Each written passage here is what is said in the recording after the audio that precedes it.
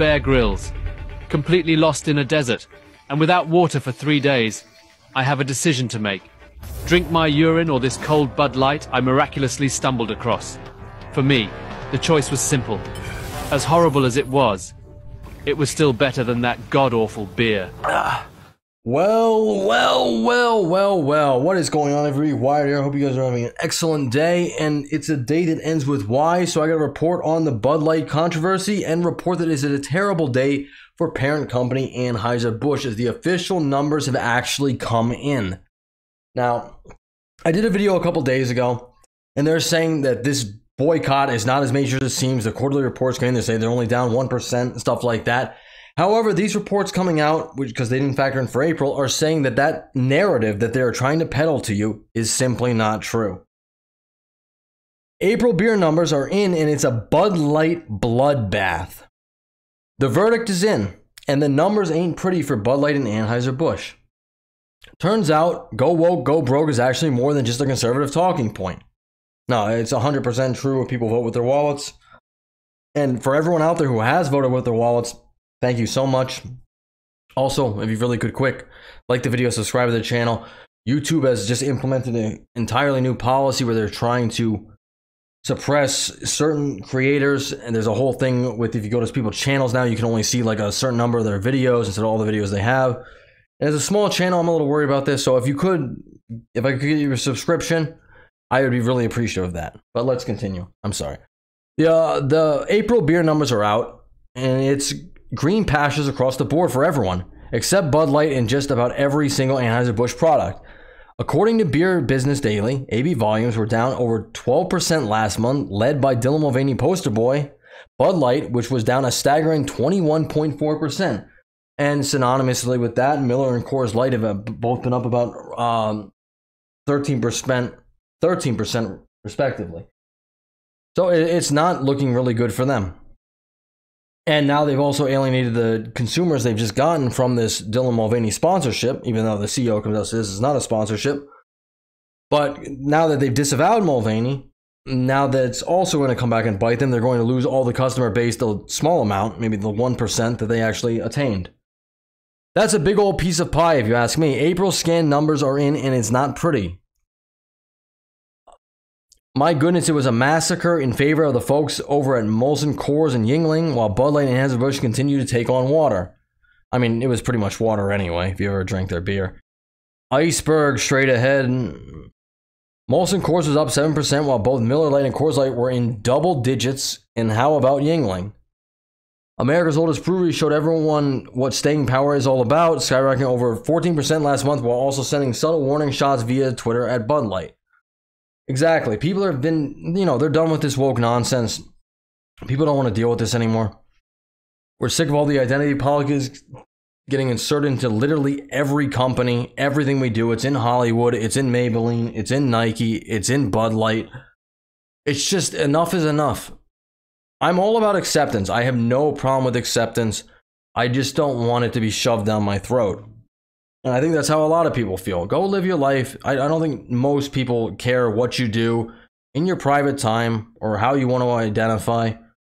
But when you start pushing that narrative onto kids, when you start pushing that narrative in schools, when you start trying to legitimize drag queen story hours, when you start pushing it into every company that people regularly, consume, you're going to have a problem.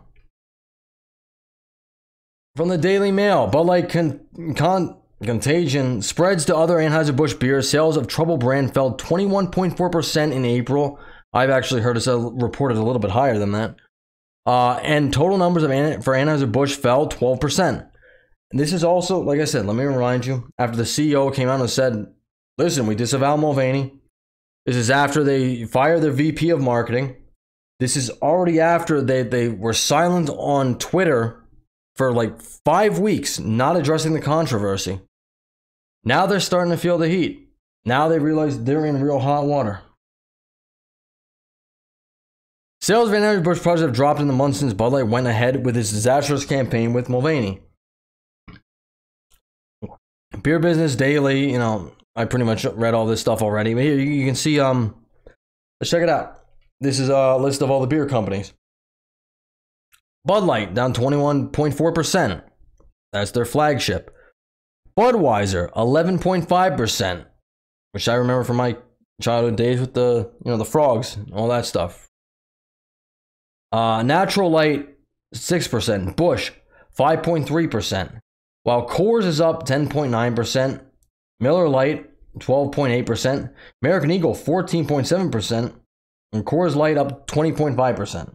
Oh, what was this then? So this is just light. I can't identify that. I can't see that small one.